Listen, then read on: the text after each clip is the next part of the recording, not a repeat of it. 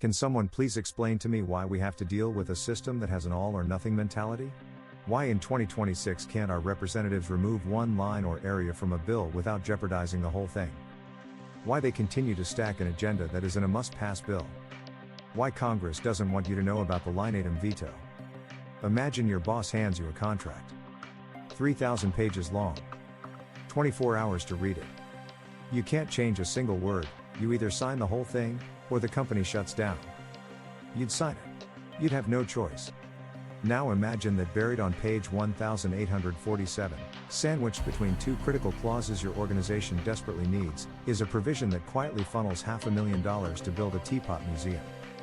You sign it anyway. Because the alternative is worse. That is not a hypothetical. That is how Congress writes the laws that govern your life. And there was a tool, a constitutional tool, that could have stopped it. It was used. It worked. And then Washington made sure it would never be used again. Today we're talking about the line item veto, what it is, why it matters, who killed it, and why you've been paying the price ever since. Segment 1, the Omnibus Monster. In Congress, there's something called an omnibus bill. Giant, sprawling legislation that lumps together hundreds of completely unrelated spending items into one massive package. Think of it like this: you're at the only grocery store in town, an hour before a blizzard. You need milk, bread, batteries, medicine. But the manager says every cart is pre-filled, with your essentials and a lawn flamingo, sparklers, a 50-pound bag of birdseed. Buy the whole cart or go home empty. That all or nothing choice is how Congress operates. Now layer on riders, non-germane amendments added to legislation that cannot pass on their own merits. And here's the part that should make your jaw drop: no constitutional regulation currently exists to stop them. A congressman can attach literally anything to a must-pass spending bill. In 2015, Democrats defeated a bill to fight the Zika virus, not because of the Zika funding, but because of unrelated political riders buried in the fine print. A disease-fighting bill. Dead. And then there's pork barrel spending, projects that benefit a politician's local voters, tucked inside unrelated bills. These escape scrutiny because everything is buried in an all-or-nothing package.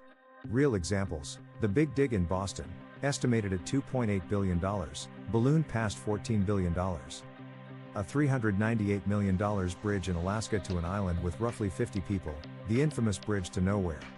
$500,000 for a teapot museum in Sparta, North Carolina, population 18,000.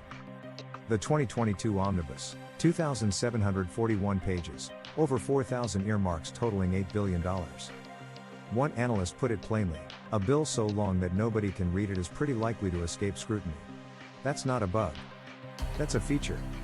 Segment 2, enter the line item veto. So what's the solution? What tool have reformers demanded for over 150 years? The line item veto. Plain English: instead of a president being forced to accept or reject an entire bill, the line item veto lets him strike specific provisions while approving the rest. The corrupt earmark gets cut. The rider gets yanked. The legitimate parts still become law.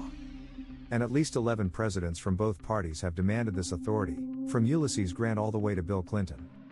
Republican and Democrat alike. That is as close to bipartisan consensus as Washington ever produces. Reagan said it plainly in his 1984 State of the Union: give me what 43 governors have. Give me a line item veto. Give me the authority to veto waste, and I'll take the responsibility, I'll make the cut, I'll take the heat. 43 governors. 44 states give their governors some form of line item veto. Mayors have it. State executives have it. But the President of the United States, responsible for the largest budget on the planet, is forced to sign or veto the whole thing. Every single time. Segment 3, the 1996 Act, a brief experiment. In 1996, Congress finally passed the Line Item Veto Act with strong bipartisan support. Clinton signed it. And then he used it 82 times before a legal ruling stopped him. 82 instances of wasteful spending, political favors, and targeted giveaways stripped out of legislation. 82 wins for the taxpayer. Almost immediately, the lawsuits started. The case that reached the Supreme Court, Clinton v.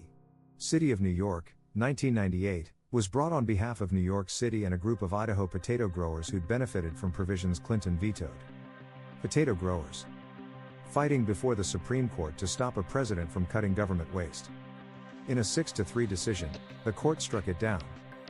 The exercise of the lineatum veto, they ruled, was equivalent to a unilateral amendment by the executive, a violation of the presentment clause of the Constitution. 18 months. That's all it lasted. And Congress exhaled with relief.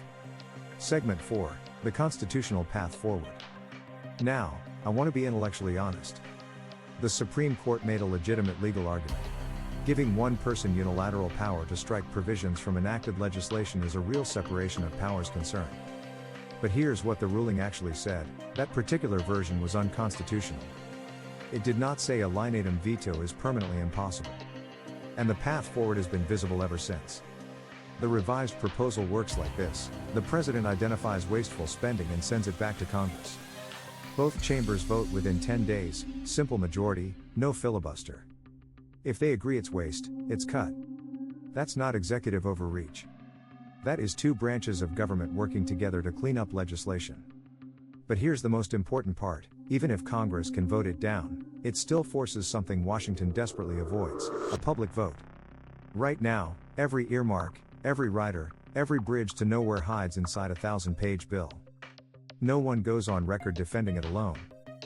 But under this framework, every member of Congress has to stand up and publicly vote: yes, I support spending $500,000 on a teapot museum. Or no, I don't. Sunlight is the best disinfectant. Always has been. Segment 5, the single subject rule.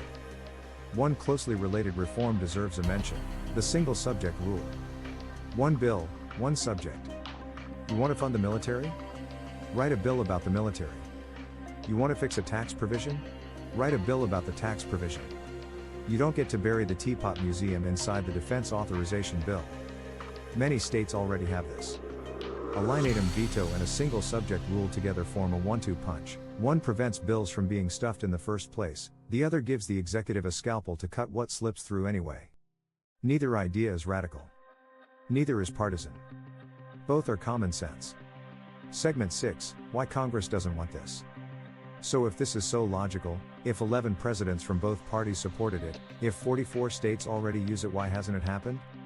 Because Congress benefits from the current system. And in Washington, the people who benefit from a broken system are the same people responsible for fixing it. Pork barrel spending is a currency. You want my vote on the farm bill? Put my bridge in there. Need me to cross the aisle? Make sure my district gets that research center. It is transactional politics at its worst, and it is entirely legal. Senator Robert Byrd called the lineatum veto an offensive slap at Congress, warning it would let a president target the projects of political opponents. He wasn't wrong that power dynamics are real. But notice what he didn't say. He didn't say pork barrel spending is good for the country. He said it would threaten Congress's power. That's the honest truth at the center of this debate. This isn't really about constitutional law. It's about power. Who has it? Who keeps it? The hidden rider. The tucked away earmark. These are not accidents of a complicated process. They are features. They are how influence is bought and maintained. A genuine lineatum veto threatens all of that. And that is precisely why it has been buried for 150 years by the very institution most responsible for the problem. Imagine a national infrastructure bill that moves through Congress without being loaded down with pet projects for 400 different districts. A clean bill. A transparent bill. Imagine a president who can identify the waste, send it back to Congress, and force every senator and representative who wants to keep it to defend it, in public, alone, on the record. Imagine a Congress that can no longer hide cowardly votes inside 1,000-page omnibus bills. That is not a utopia. That is accountability. And it is achievable. The lineatum veto alone won't fix Washington. The incentives run deep, the money runs deeper. But the American people are not getting the government they deserve, they're getting the government Washington has rigged to maintain its own power. And dismantling that starts with understanding the tools reformers have fought for, and why those tools keep getting buried. The next time you see a 2,700-page spending bill pass the night it's released, ask yourself, what is in those pages they don't want you to see? Because someone put it there. Someone fought to keep it there. And someone is cashing the check. Follow the money. Demand the vote. And remember, the most dangerous thing in Washington isn't the bill they pass. It's the line they buried inside it. For more stories like this, please like and follow.